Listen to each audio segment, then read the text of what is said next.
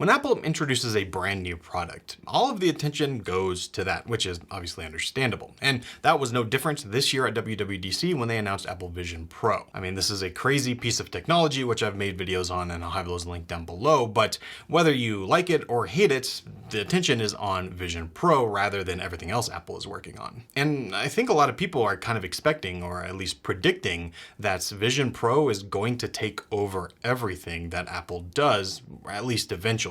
But unlike when, for instance, the iPhone was released, it doesn't seem like Vision Pro is going to be replacing anything anytime soon. Maybe it will eventually happen, but it's going to be years and years until that happens for a multitude of reasons, the price being probably the biggest one. And so even though it might be easy to forget everything else Apple is working on, I wanted to talk about this today because there's some pretty cool things in the works. So first, let's talk about Apple's pride and joy, the iPhone 15. As we get closer and closer, we're seeing more and more leaks and more confirmation about what this phone is actually going to be. And this year, it seems to be an interesting change from what Apple has done in the past, because the iPhone 15, for all intents and purposes, looks basically the same as what we have now with the iPhone 14 Pro, with a few big updates, but I'm just talking like aesthetic and overall design philosophy. It's kind of the same idea, and this is different than what they've done before. Obviously, in the beginning of the iPhone's life, there was the TikTok model, so they would have a new design, and then the next year it would be the same design, but with new internals and a few other features, and that was called the S model year. And they did that for years up until we got the iPhone 10, and then it was more of a 3-year cycle. So we got the 10, 10S, and 11, and then we got a new design with the 12, 13, and now we have the 14. But instead of switching it up again, it seems they're just going to keep it going with the iPhone 15. Now, on one hand, I'm perfectly fine with that because I love the design that we have now with the iPhone 14 and 14 Pro. There's really nothing wrong with it. But when Apple is also talking about like sleek hardware like the Vision Pro, it kind of makes the iPhone just feel a little old. But even though it might seem a little boring, I mean, this is still Apple's cash cow. This is something that Apple prioritizes year over year. This product has to do well, so I guess in a way, if it's not broke, don't fix it. But even though the design might largely stay the same, there are going to be some noticeable upgrades, especially for the Pro and Pro Max model. Now, one huge change that I think all of us are waiting for and hoping for is USB-C, and it seems like that is finally happening. Lightning hopefully will be officially dead after that. There's a few products that would need to upgrade, like the AirPods Max and some of their accessories that still have Lightning, so hopefully they will do that, and hopefully we never have to talk about Lightning ever again, and USB-C could just be the thing. That is expected to come to every single model, so not just the Pro model, but even the regular 15, which that is a nice thing to see. There are rumors that Apple is still going to be Apple with this though, and that you will need to use their certified Apple cables in order to get the full functionality, like with higher charging speeds and everything. That could be annoying, but hopefully you can still use other cables. It just might not be as good. It's annoying, but I guess USB-C is still a win overall, even if this is how Apple's going to do it. And another thing that will finally be on all iPhone models is the dynamic island. That's something that Apple introduced this year with the 14 Pro, and seeing that on the lower end models makes a lot of sense. That's kind of how Apple has been doing it with the Pro models. And now that we've had it for almost a year, I've actually really enjoyed the dynamic island and some of the third-party apps and uses that you can get out of it.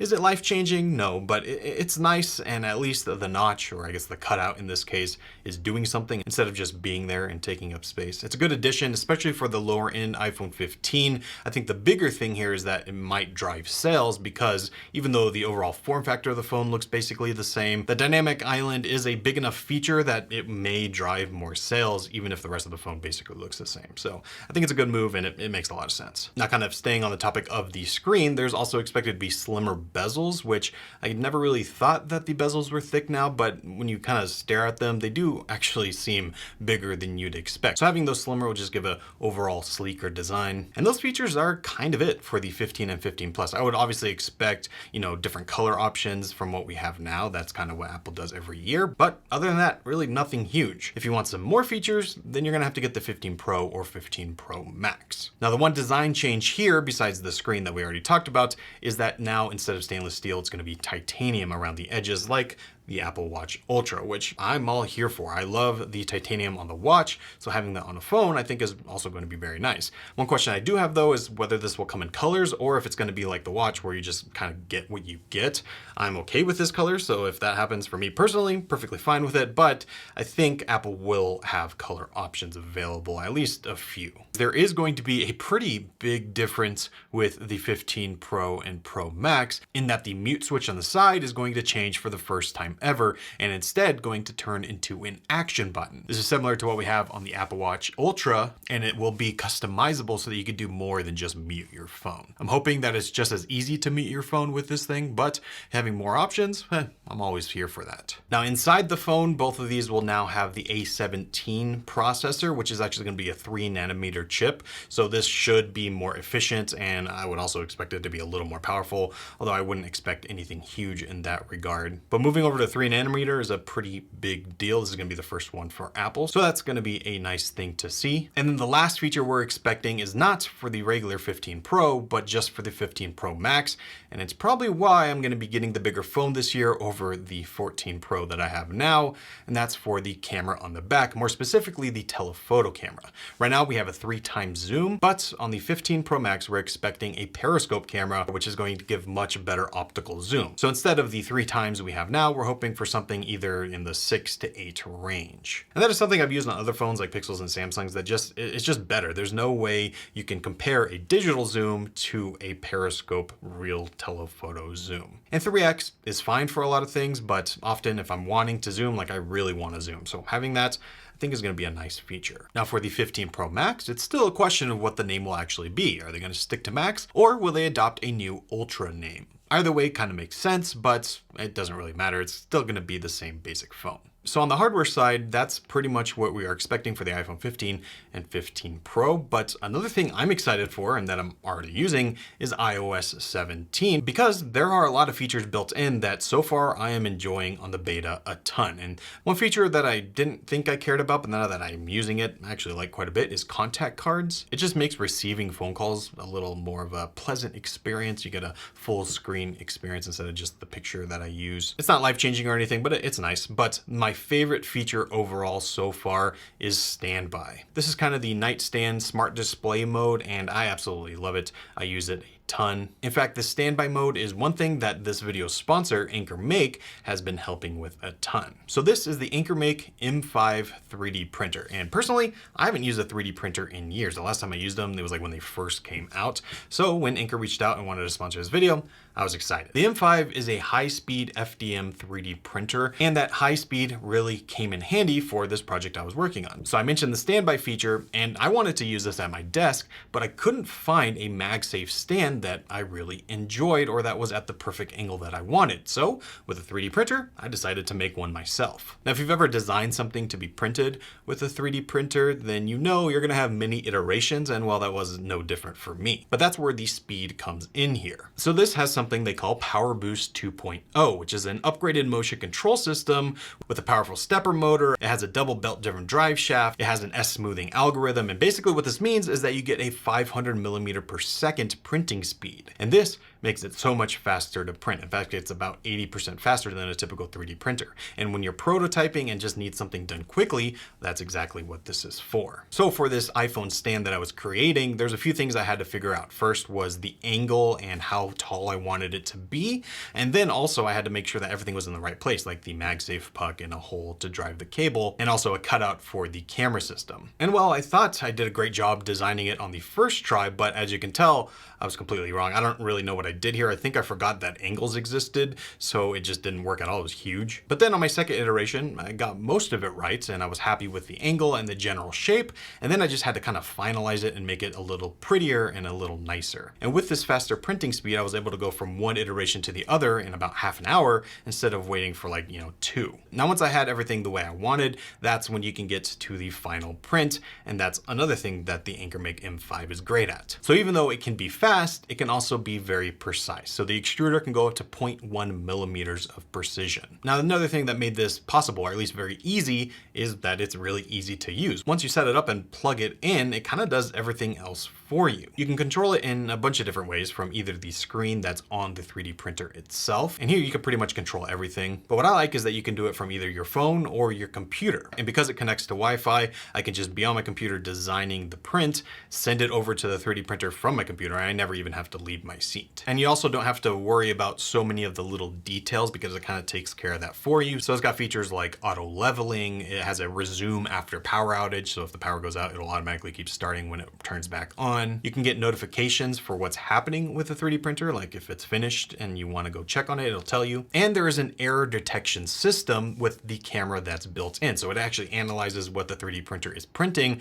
and it knows if something messed up and it will automatically stop. So yeah, I mean, if you are at all interested in 3D printing, I think this is a really good option because of just how easy it is to use. And I'm addicted to this thing. I've been printing a ton. So if you want to learn more, I'll leave links down below. You can pick one up for yourself or just learn more about this printer. I'm absolutely loving it, and I think you will too.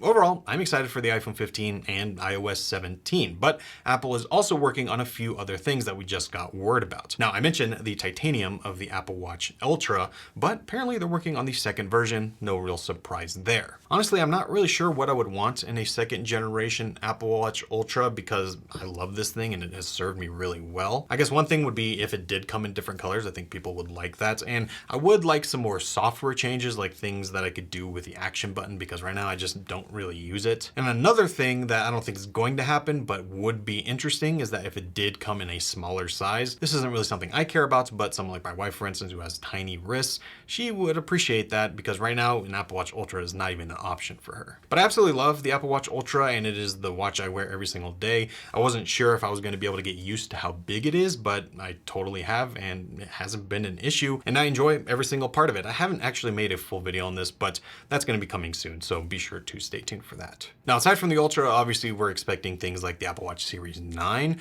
but aside from the Apple Watch, what I'm most excited for is this new rumor of a potential bigger iMac. Now, this all comes from Mark Gurman, who has, been reporting on Apple rumors for years and years, and he seems to be the most reliable even still. And we've heard rumors of a bigger iMac for years at this point, and it just hasn't happened, but apparently this is still in the works. The rumor is that this is the larger version of the iMac. So before we had the 27-inch, and that kind of got discontinued, but now we're expecting this to be a 30-inch model. Apparently this is an early development, whatever that means, so I wouldn't expect to see it anytime soon, but there are still some questions about what this computer would actually be. The easiest would be just a bigger version of the 24-inch model that we have now, and there's really nothing wrong with that. I wouldn't be mad about that, but if you're going to that 30-inch size, it almost feels like that's a little bit more of an iMac Pro kind of computer. And considering we have Apple Silicon chips like the M2 Pro, M2 Max, and M2 Ultra that could probably fit into a larger device like this pretty easily,